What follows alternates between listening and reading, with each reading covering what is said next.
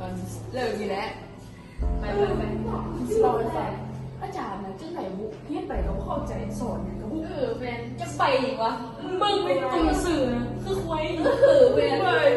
เข้าใจมึงเห็นเขาสอนเราสอนว่าซีเซตินมันดีว่าดีว่าไงวะแมนก็จะแบบผ่อนคลายแล้ว อย่างนี้ก็เข้าใจ คือว่าแหละจะกินอย่างบุกจะไปวะเนาะ ถึงสื่อแนวควายมีว่า ถ้าเราไม่เหลือวะ ให้เราสื่อได้คือเวลาจะได้ไม่ไปใช่ เอ เล อย จะต้องอย่างกัน วันที่พาเกิดไปซื้อไฮร้อนมาแรงแล้วหูแบบแต่เราผ่อนคลายดีเลย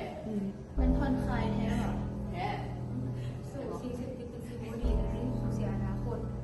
อนาค เป็น ต อย่างคิดดี อนาคตนะเดี๋ยวมันก็มีเองหรอก ๆสูมั่นใจว่าสุดสิมีอนาคตเห็นตัวแบบนี้สิมีแค่สมอง นี้ มั่นใจว่าสิมี บุเราเป็นผู้ใด มันก็เอาไปแก้แต่หนอนเป็นเพศดึงบาทเล็กประมาณใส่มาก็ทำน้ำมาไปดึงแค่ดึงบาทคิดว่าสุดลุกส่วนสมองก็อยู่บนที่คนข้างหลังมาพระเจ้าเราไม่น้ำของน้ำมาแบบเมื่อไรฟ้ากันไปน้องอย่างผู้ใดหลังแม่เป็นเรื่องไหนเรื่องยาเสพติดนี่แหละเขาบอกว่ามันทำขายดีแท้บอกก็อยากลองแต่เห็นคนแถวนั้นจะเป็นเสพอยู่ที่บ้าว่ะที่เป็นโรคเลี้ยงอย่างเป็นสิ่งที่ดี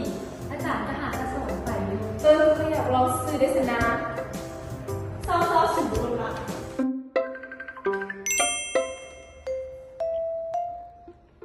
ฮัลโหลลูก โดยฮัลโหลแม่มีหยัง มาฮอตงานแล้วเหรอลูก โดยฮอตแล้วลูกกำลังเฮ็ดเวียกบ้านอยู่ อยากกินอย่างละสั่งเอาเด้อแม่โอนเงินให้แล้ว โดย แม่กลับบ้านเด้ออัดประตูดีๆเด้อลูก แม่อยากลองบอกลองหยังกะลองเรื่องพอดเรื่องทอมหันเดบ่ได้แม่กูสิหายเบิ่งคือมึงอยากลองเด้บ่สนใจแน่หว่าบ่ฮู้นะไว้กูไปคิดเบิ่งก่อนเด้อ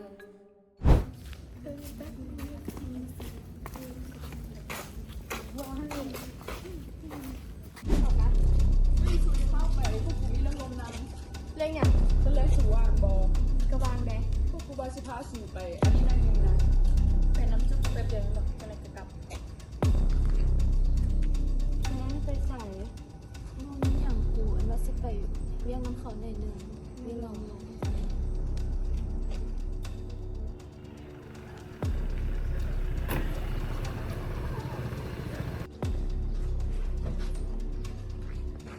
นิ่มเมื่อบอกกูไปอยากลองแล้วนะ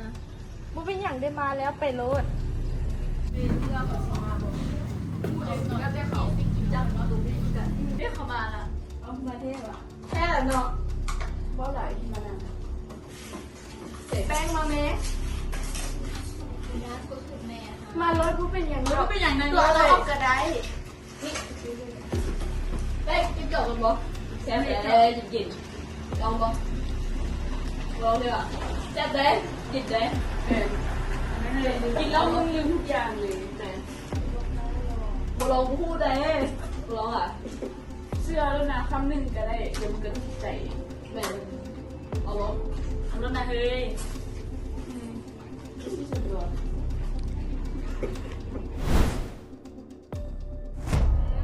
แป้งพี่น้องกูได้แป้งแป้งเดี๋ยวนี้มันบ่คือเก่าได้มันสูงหลายเก่าได้แม่ไม่ได้อย่างมาแม่หลังจากกินอย่างนั้นจริงๆนะตอนนี้คะแนนมันตกลงยังไงมันก็เสียดายเวลาที่ผ่านมาอ่ะนั่นแหละอนาคตมึงอีกทางนั้นไปอีกก็ไปร้องอีกอย่างเดียวนั้นมึงเสพเมนบอกหน่อยหนึ่งแค่อยากผ่อนคลายมึงตายแล้วบนหน่อยแล้วจะบอก ไอ้มึงไปใส่มา ไปใส่ก็เรื่องของเขาต้องไม่ยุ่ง เจ้าพวกเราตอนนี้มันจะมึงแล้ว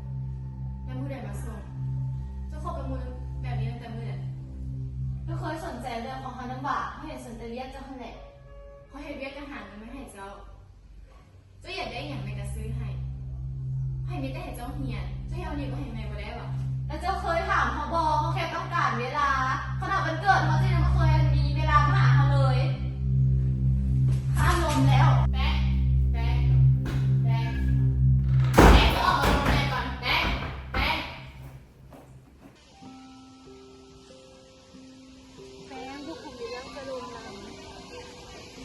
พติดมันบ่ดีเลย มันเฮ็ดให้มึงเสียอนาคตใดนั่นแหละที่เช้าตอนนี้ทันได้แป้งมันเฮ็ดให้มึงเสียจิตและสมองมึงก็เสื่อมนำในเฮ็ดให้มึงเป็นบ้านะบ่ย่านพ่อแม่มึงเสียใจเดียวอ่ะนั่นแหละกลัวแล้วสิเลี้ยงมึงไม่ง่ายคำนี้นะมันยากได้แป้งกูเข้าใจแล้วอย่างเริ่มต้นใหม่เด้อแป้งเลยบอกหรือว่าเอาเงินใจกันเจ้าบอกกูบอกไปแล้วไม่ต้องมาสวนกูอีกเอาตัวฉันเอาเป็นค่านี่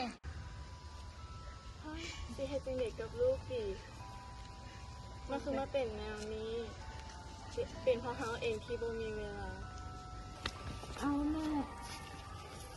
นี่คือมาหับลูกปกติก็เห็นสิมาทีนี้แม่เลิกเรียกอะไรมาหับลูกแม่ไม่มีวันสิมีงานนี่ลูกขอโทษทุกอย่างด้วยที่ผ่านมาที่ลูกเคยเฮ็ดโกรธบ่ดีใส่แม่ลูกขอโทษอีหลีที่ลูกเฮ็ดลูกก็แค่เครียดที่แม่บ่มีเวลาให้